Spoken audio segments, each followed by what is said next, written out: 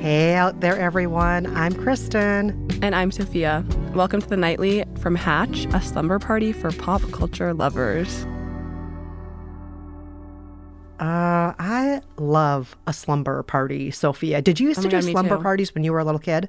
Oh my God, yeah. I loved slumber parties. Like, I would always have them at my house in high school too, because when I went to high school, I lived in downtown Boston, so it was like the fun place to be. So we'd like go shopping or get dinner and then have slumber parties at my house, and it was so much fun. I love a slumber party. That sounds so fun because it's also like for everybody who's coming to the party, it's like we're going to do a cool getaway. Yeah, we're going out. Yeah.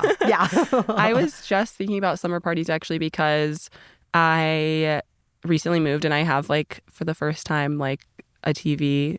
I didn't have a TV in my old place. And so I was thinking about like how we would make in my old house, like the TV room, we would like just all sleep in there and like bring a mattress in and do all that stuff. Yes. And I was like, oh my God, I want to do that at my new place. Yes. Oh my gosh, absolutely. That's one of my favorite ways to have a slumber party too, because for me, when I think of slumber parties, the TV plays such a central role in it. I know. Watching movies, watching TV shows. At one point in my young life, watching VHS tapes. So, yes, it was a different era back then when there were VHS players. But I guess it's not a different era. One of my friends, Ricardo, he still has a VHS player. So, oh, really? Yeah. I think my sister has one actually too, because my sister's like she like loves movies and all of these, like all of her old movies and stuff. So I mean, she certainly has a DVD player. I honestly think she might have a VHS too, because she has like her collection of DVDs, and I feel like probably some VHSs as well. Nice. There's something very classic about that to me. It just screams my childhood in a way. I know. I feel like I can see all the like Disney movies in the VHS box. Oh my gosh. The VHS box I remember really vividly was The Little Mermaid. Yes.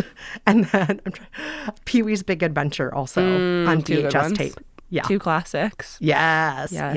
I know. Those really were staples at slumber parties as a kid when I was growing up.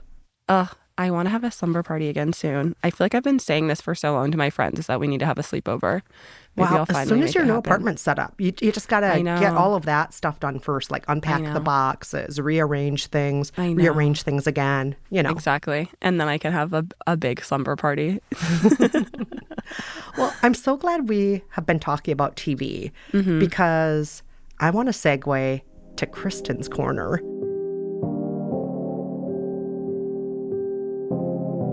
Kristen's Corner.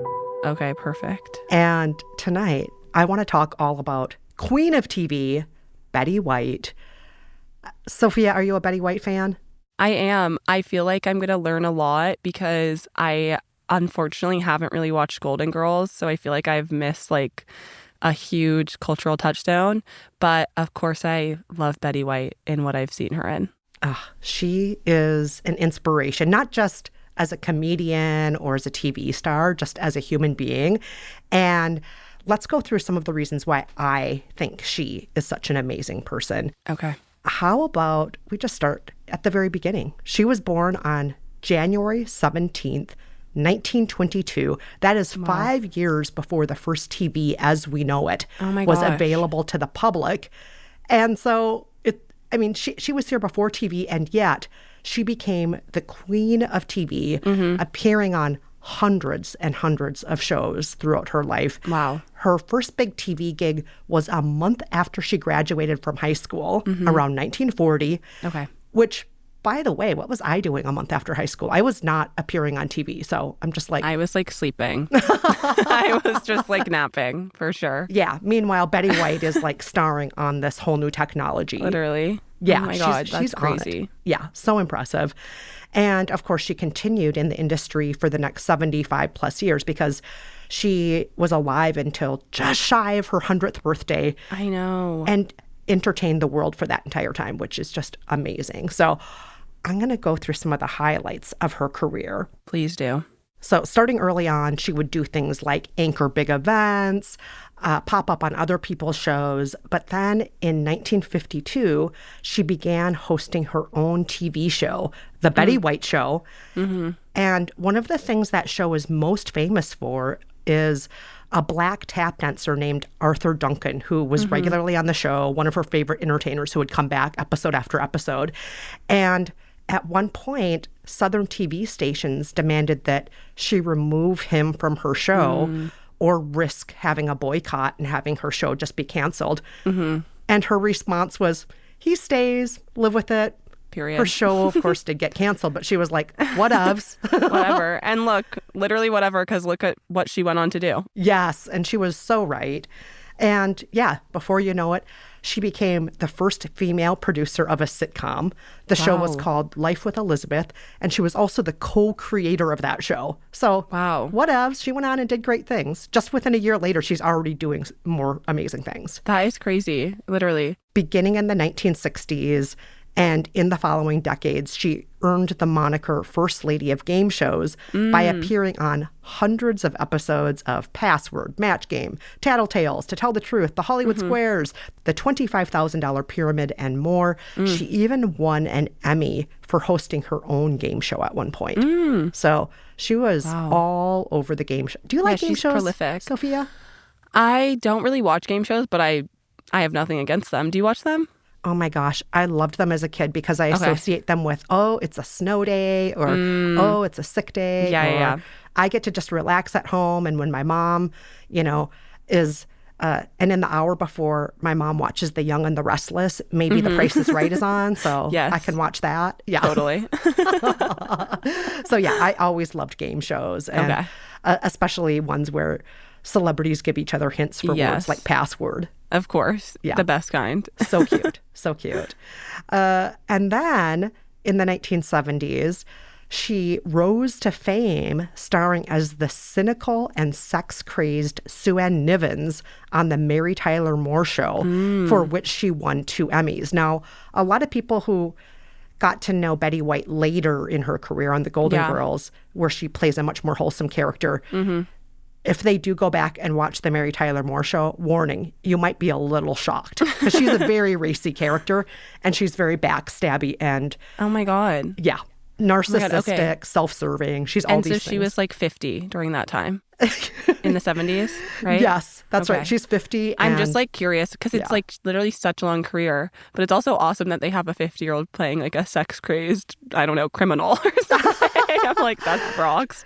She was actually on the TV show. The Mary Tyler Moore Show takes place at a television studio. Okay. And she played kind of the Susie Homemaker host. Like on TV, she's all wholesome and she's like, oh, this is how you make a Jell-O mold. Totally. But as soon as the cameras would cut, she'd be like, fellas, who wants to come over to my vibrating bed tonight?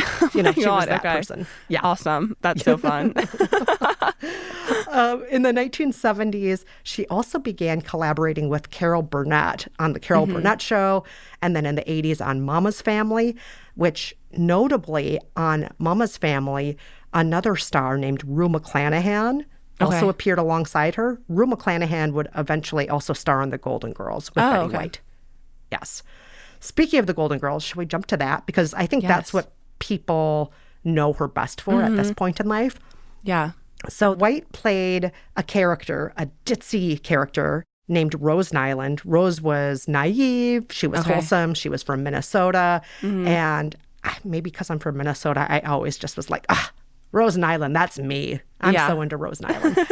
And as listeners of The Nightly may know by now, because I have mentioned it, I did once get to be a finalist for Best Rose Nyland in a contest at Golden Con. So, oh my God, wait, that's awesome. Wait, what did that entail? I dressed as Rose Nyland. Okay. So I have this kind of blonde old lady wig and I have a dress that's very much like something she once wore on the show in the dance-off episode. Okay. And then as I was strutting the runway for this contest, I emulated some of Rose's moves, which included jumping into the splits. Oh my God. That's amazing. Thank you. You can jump into the splits? I could that night. Right. I don't know if I could do it anymore. The adrenaline. I mean, I couldn't even do that if I tried. Something so bad would happen if I tried to do that. It would be like really scary. I didn't look as good as Rose Nyland doing it. Wait, that's amazing. Okay, that's so fun. Wait, when did you go to that convention? So Golden Con, I didn't go to Golden Con 1, the original. I went to Golden Con 2, which was a couple of years ago. And It was so fun. It was just Golden Girls fans. It was Golden Girls drag queens. It was Golden Girls trivia. Oh my God, that's so fun. And it was dances where everybody dressed as their favorite Golden Girl. It was such a great time. And then producers and former stars of the show were there. And they had panels and you just got to mingle with different people. It was really, really fun. That's awesome. Loved it. Loved it. Oh my God. Just since we're talking about the Golden Girls, I should also mention that I'm a talking head in ABC Hulu's official Golden Girls 40th anniversary special. And if you happen to be a Golden Girls fan out there, check it out. I will definitely check that out. That's awesome. Is it one thing or is it like a multi-part series? It's a 1 hour special with some of the biggest Golden Girls fans and pop culture critics in the world, as well as people who appeared on the show in the past, like Mario Lopez and so on. That's amazing. One day I will be in one of those specials, and it will be for Vanderpump Rules. Everybody out there who's in charge of Vanderpump now, please take note. Sophia's who you need for the show. In 30 years, when we do a retrospective, yes, you have my number. Yes. You know where to find Sophia. Oh, my God. She was also a very, very accomplished TV host. She was so good at hosting. I mean, she hosted the Rose Bowl parade for over 20 years, but she was so good at hosting that at one point the Today Show tapped her to be the first female host of the Today Show. And she turned it down, so they had to settle for Barbara Walters instead. Of course. And that's where Barbara Walters started her career. She did everything. Okay. Yeah. Betty White was everywhere doing everything. She was amazing. Oh, my gosh. And last but not least, I just want to shout out her marriage because I love marriages that begin after 40. And I think our culture frequently wants to focus on the high school sweethearts or college sweethearts who meet, fall in love, get married, and have their first kid by the age of 25. And I just think it's nice to shout out couples that, you know, meet later and build a life later. And none of this is hate on the younger people who get married, by the way. I just feel like there's not a lot of focus on the over 40s out there who do it. So just want to shout out her marriage to Alan Ludd. Okay. After 2 very short-lived marriages, Betty White met her husband, Alan, in 1961. He was hosting Password at the time. Oh, my God. Okay, and perfect. she was a guest during the 3rd week of the show, and they immediately hit it off. Aww. And then he began proposing to her constantly. Many, many times. He says he had no idea how many times he proposed. He just kept on proposing. Oh, my God. I love that. And then finally, she said yes in 1963. Okay. He sent her a stuffed rabbit and attached an engagement ring to the rabbit's ear. And she was like, oh, my God. This guy is too cute. He's adorable. Yes, Okay, I'll marry you. Fine. And then they got married the next year when she was 41, which I just love. And the 2 remained happily married for just shy of 18 years when he passed away in 1981. And Betty White later said that she based her Golden Girls character and the endless love that she had for her late husband, Charlie, on herself and her love for her husband. Aww. And I just fills my heart so much. That's so sweet. Yeah. And friends always said they never stopped living like newlyweds, which I just love the idea of 2 people who are like 60 years old living like newlyweds. Why not? That is so cute. Yeah. Oh, I love that. Adorable. I was just, speaking of like older people in love, I was just fixating on Meryl Streep and Martin Short. Yes. They are such an inspiration. I'm like, really it's so cute. Yes. I am all about, like I said, let's celebrate older people in love. Yes. Because also I'm like, y'all know that's real. Because when you know, you know. So I believe you. Also, Third like if time's you only, the charm. Yeah. You've been around the block a few times. Yes. You know what's infatuation versus like what's love. Yes. Hopefully by the time you're 60. So yeah, why not? And oh my gosh. I'm so into it. So that is my summation of Betty White. Can I just say one more thing? And I know this is going to sound like I'm bragging, but no. I did get to meet Betty White once. And oh my gosh. She was a delight.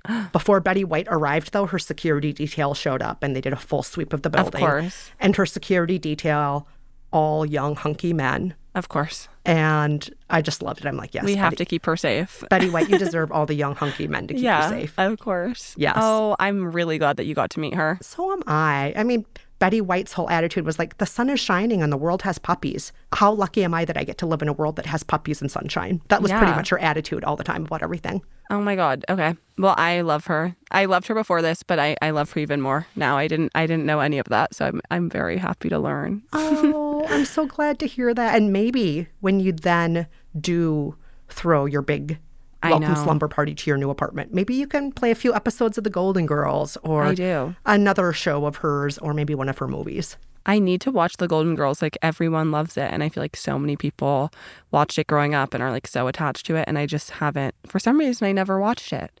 It's so funny. And I will say this, it does stand up. Okay. People I know who started watching The Golden Girls as adults only in the last few years that I know. Like my friend Nicole, she's like, I just started watching it. And Nicole is in her 40s, I think. Mm-hmm. She said, this is a legitimately hilarious show. I didn't know.